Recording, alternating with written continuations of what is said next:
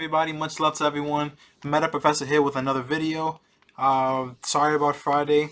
I totally apologize towards that. I was really sick and I wasn't able to make a video, but I am here today to make it up for you.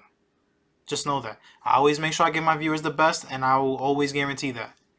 Now today, for today's topic, we're going to be talking about NFT scams and rug pulls. So I'm going to go in depth. I'm going to look through their servers on Discord. I'm going to look through their social medias as well. And I'm also going to figure out what's going on with their contract and what are the things that give you red flags. And also, I'm going to help you monitor their behavior. And I'll put it step by step. So what are we doing here? Let's go!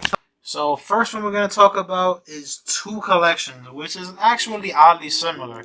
So this is Hypebears, and this is the derivative of Hypebears, Founder Bricks. So we're going to start off with Hypebears. So Hypebears, first things first, they focus so much energy and attention towards their marketing rather than their roadmap, their development. As you can see right here with their roadmap, it's literally a very simple roadmap, and it's something bland that any NFT collection could come up with. But they still haven't even hit the spots yet, and it's been about 2 months since they released.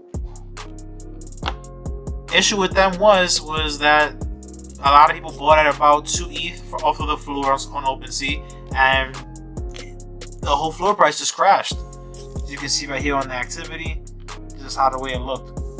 1.37. Well, that was the average price, but usually, like, it was more than that. I remember that it was at least 1.7 to 2 ETH, and it just crashed. And when nobody does anything about it, we call that a soft rug. And there's a lot of things and a lot of red flags when it came to this company.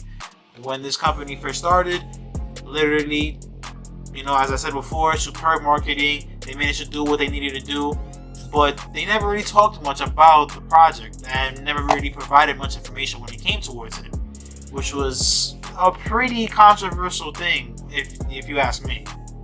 And we're gonna go shift to Founder Bricks. Founder Bricks is the derivative of Hypebears. They use the same technology, I believe, when it comes to the artwork, so it kind of makes sense how they have a very similar look.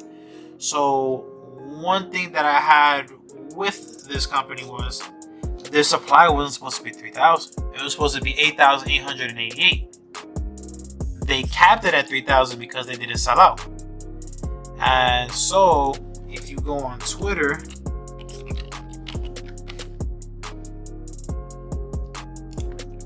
this makes things a lot more easier when you go on Founder Bricks. So look, you're gonna see what I mean right now. If I can find it.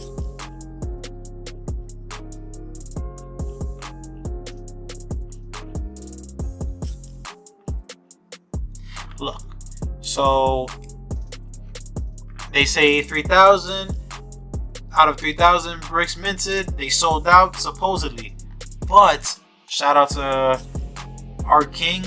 Oh, I actually follow him. It's pretty good. He's always a creep too. Wow. Salute to you, man. Look. So the initial supply was at 8,888. So what they did was they cut supply to make it look like they actually finished their mint, but in reality they never did. They just capped it off at 3,000 because they weren't able to sell. And plus they had a very high mint price of 0.25, when in reality who's paying that much? And also their engagement rate. This is the number one thing that you have to look for when it comes to these type of NFT projects. If it's less than 10% of the followers that you have on the engagement rate, you should not go for it, because most likely it's filled with bots that do not engage with your post. It's pretty simple. See how they have about less than 1% on here on this photo, and then also less than 1% on this one as well. Okay, this one's just a giveaway. People love spamming on giveaways. And less than 1% on this one as well, and so on and so forth. They had the same concept as well, but they didn't execute it very well when it came to the marketing. And also their mint price was way too high. I don't know what's going on with certain NFT projects nowadays, and they just assume that they could just put a high NFT price but not provide the description for the utilities first. But hey, Go figure. Alright, next thing. We're going to go through 2 Discords that rug pulled me, and we're going to see how the way they held up. One came out, I believe, at the end of October, and then the other one came out about 2 months ago. And we're going to go analyze both of them, and I'm going to show you guys how these rugs really work, especially within Discord. Alright, so the first one we're going to talk about is the Fat Ape Club. When this NFT collection first started, there was at least about 230,000 people within this Discord. Obviously, a majority of them were bots. But at least the online rate was about, I believe, 20,000 people online, at least. I mean, if it's around 10% of people online, okay, it seems okay and at least somewhat decent at the time. So, as soon as this released, terrible designs. The reveal had the worst artwork I've ever seen in my life for a project that was so expensive. 0.3 ETH was the mint for public, and it was just terrible. It sold out within minutes, but that was just all because of hype. And then also it dropped these past couple months. Now it's at 85.5k. That's a lot. It dropped about at least 2/3 of what it used to be within these couple months, and it hasn't done anything. This is the roadmap right here. This actually was not the first one, because this did nothing. The only thing that was here was probably the breeding. That's the only thing that they went through with it, and even the child that was made for the breeding was terrible. Like, the floor price is literally shit. And then now for development roadmap, nothing. They did none of these at all to help out the community. They were literally that community where you settle the floor price and you pick it, and nothing else. That's all it really was. And communities like that is really not a community you should be a part of at all. Next one is going to be Cyborg Mercenaries. So first we're going to start off with this terrible, shitty announcement. He asked, "I hope you're all well."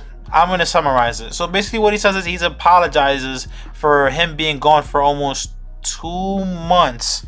And then when he comes back, he gives this bullshit excuse, and then he tells people that he talked to 2 people and went back and forth about an investment idea for a video game that they wanted to make, and it didn't go through. So he just gave up on the company, and now he's trying to turn it into a DAO with no money inside the community wallet. People, just be careful. And when you dox yourself, at times it's not really a convince or guarantee that that company is going to be legit or they're going to fall through with their promises. So always be prepared and always be careful. And that's all for the video. I just want to say 3 things. Remember, do your research. Ask a lot of questions. Don't ever feel ashamed of asking questions, especially in the NFT space. That's how you get rugged easier and scammed easier. Remember that. And also, just one last thing. Build the network. When you have a network, then people within your network will tell you what's a rug and what's a scam. So it makes it a lot more easy for yourself and you're a lot more protected. And everybody, please make sure to like, comment, and subscribe. There's going to be everything down in the socials. You guys already know. My Koji is going to be there in the link below. And also my Discord for Whitelist World is going to be there as well. Thank you guys so much. Much love to everybody. And enjoy your day. Peace.